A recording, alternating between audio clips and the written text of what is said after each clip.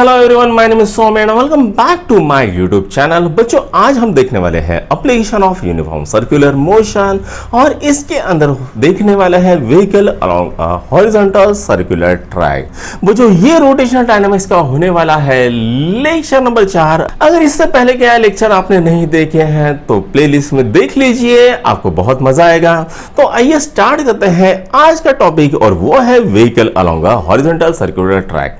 बच्चों, पिछले लेक्चर में आपने देखा था सेंट्रीपिटल फोर्स को। सेंट्रीपिटल फोर्स का फॉर्मूला क्या था? तो वो था mv² बाय आर। क्या था? mv² bye are.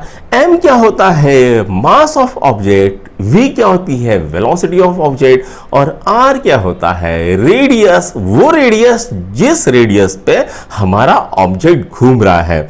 इतना तो आपको पता ही है। आज हम देखने हैं vehicle along a horizontal circular track. तो उसके लिए हम क्या करेंगे? उसके लिए तो हम हॉरिजॉन्टल सर्कुलर ट्रैक बना लेते हैं। ये बना लिए हॉरिजॉन्टल सर्कुलर ट्रैक और इसका रेडियस है r, राइट। अब यहां पर हम बना लेते हैं हमारी बस को। ये बस हो गई। यहां से हम उसको टॉप से देख रहे हैं, ऐसा समझेंगे। और फ्रंट से कैसे दिखेगी? तो फ्रंट से ये कुछ इस तरह से हमारी बस दिखने वाली है, ठीक। अच्छा, अब ये जो बस है, बस का मास समझ लेते हैं m है। तो नीचे की साइड में कौन सा फोर्स लगेगा? तो वो लगेगा mg, और ग्रेविटेशन फोर्स लग रहा है। और इसको बैलेंस करने के लिए ऊपर की साइड में कौन सा फोर्स लगेगा? तो ऊपर की साइड में फोर्स लगेगा नॉर्मल। तो normal is equal to mg होता है, right. Normal is equal to क्या होता है? mg होता है। अब यहां पर ये जो गाड़ी है ऐसी जब टर्निंग पे जाती है तो इसके पास होता है इनर्शिया। इस इनर्शिया के कारण ये हमेशा सीधे जाना चाहती है, लेकिन इसको सीधे जाने से कौन रोकता है? तो इसको सीधा जाने से रोकता है आपका सेंट्रीपिटल फोर्स।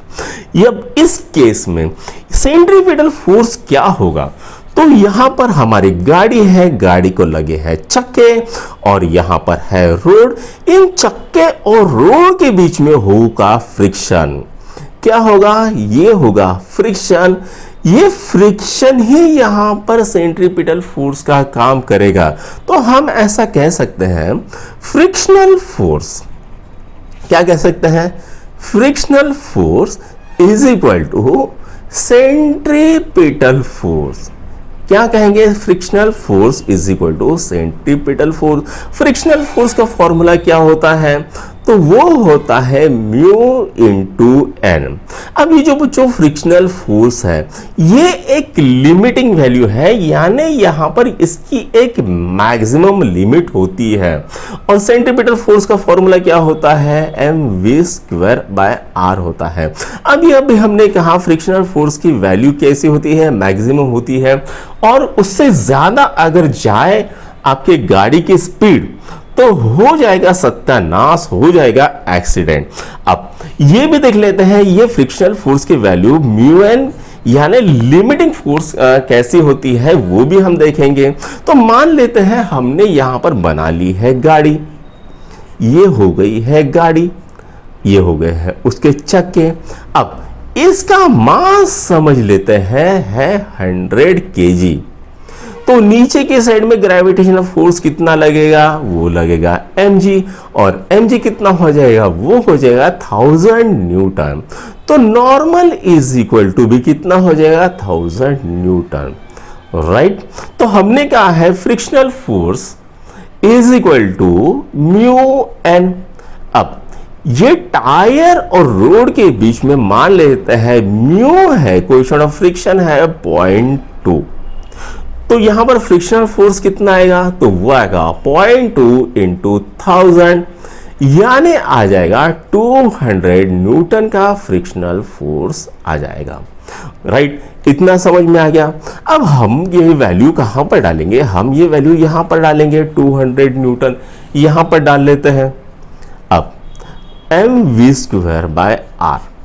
तो यहाँ पर मास ऑफ एन ऑब्जेक्ट, जो आपकी बस है उसका मास मान लीजिए हमेशा कांस्टेंट रहेगा। ये जो गाड़ी टर्निंग के ऊपर जा रही है इसका आर भी कैसा रहेगा, कांस्टेंट रहेगा। लेकिन ये जो गाड़ी की स्पीड है वो कम ज्यादा होती जाएगी। अगर मान लीजिए ये जो गाड़ी की स्पीड है इसके ऊपर आपकी mv²/r की वैल्यू डिपेंड करने वाली है, तो जैसे जैसे आपकी स्पीड बढ़ेगी वैसे वैसे ये जो सेंट्रीपिटल फोर्स है इसकी भी वैल्यू बढ़ेगी। तो मान लीजिए इनिशियल आपकी स्पीड कम थी तो आपका mv²/r की वैल्यू कितनी आ गई, 20 न्यूटन की आ गई। धीरे धीरे आपने स्पीड बढ़ाना चालू कर दिया, 100 न्यूटन तक पहुंच गई, 200 तक न्यूटन तक पहुंच गई। लेकिन जैसे ही ये बस की स्पीड मैक्सिमम हो जाएगी और mv²/r की वैल्यू 200 न्यूटन से ऊपर हो जाएगी, आपकी गाड़ी खड्डे में चली जाएंगी, सत्यानाश हो जाएगा, वो बचेगी नहीं। तो इसके कारण जो mv²/r की वैल्यू है ये हमेशा 200 न्यूटन के से कम होनी चाहिए। इस केस में ये mv²/r या सेंट्रीपिटल फोर्स की जो वैल्यू है ये हमेशा 200 न्यूटन से कम होनी चाहिए। तो हम ऐसा कह सकते हैं frictional force should always be greater than equal to centripetal force, यानी हम कहेंगे μn should always be greater than equal to mv²/r। तो ये जो v है ये यहां पर एक लिमिट आ जाएगी, मैक्सिमम लिमिट आ जाएगी, यानी इससे अगर आप ज्यादा चलाओगे तो आपकी गाड़ी खड्डे में चली जाएगी। तो यहां पर n की वैल्यू क्या होती है, तो n की वैल्यू होती है mg। तो मैं यहां पर n की जगह पे लिखूंगा μmg should always be greater then mvmax² m से m मर गया, μrg should be greater then v² max। ये इस तरह से आता है। तो यहां पर इसको हम अल्टीमेटली कर देंगे तो v² max is less than और इक्वल टू μrg आ जाएगा। तो v max की वैल्यू कितनी आते हैं बच्चों, लेस देन और इक्वल टू √μrg, ये वैल्यू आती है आपके। यानी अगर आपकी गाड़ी की स्पीड इससे ज्यादा हो गई तो खड्डे में जाने वाले हो, इतना मान लो। इसी के ऊपर आपने कहीं पर भी रोड के ऊपर देखा होगा कि वहां पर स्पीड लिमिट रहती है 70 किलोमीटर, 80 किलोमीटर, 60 किलोमीटर, 40 किलोमीटर। तो ये इसी के ऊपर डिपेंड करता है। अगर इससे ज्यादा की आपकी स्पीड बढ़ गई तो समझ लो दुर्घटना तो होने वाली है। और ये जो म्यू की वैल्यू है बच्चों, ये म्यू की वैल्यू किस किस के ऊपर डिपेंड करती है। म्यू क्या था, म्यू था कोएफिशिएंट ऑफ फ्रिक्शन। म्यू क्या था, कोएफिशिएंट ऑफ फ्रिक्शन। ये किसके ऊपर डिपेंड करता है, तो आपका रोड कैसा है। अगर आपका रोड एकदम ही चिकना हो, कतरीना कैफ के गालों जैसा, तो यहां पर आपकी गाड़ी स्किड होना हर संभव है। इसके ऊपर मान लो ऑयल गिरा है, मड गिरा है, पानी गिरा है या बर्फ गिरी है, तो आपकी गाड़ी खड्डे में तो जाने वाली है, ऐसा समझ लो। इसलिए हमें क्या करना पड़ता है, हमें इस रोड को रफ करना पड़ता है।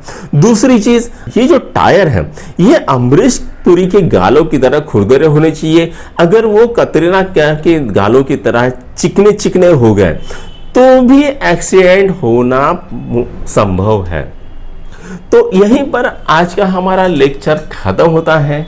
कैसा लगा आपको आज का हमारा ये टॉपिक? पसंद आए तो अपने दोस्तों के साथ भी इसको शेयर करिए। Thank you.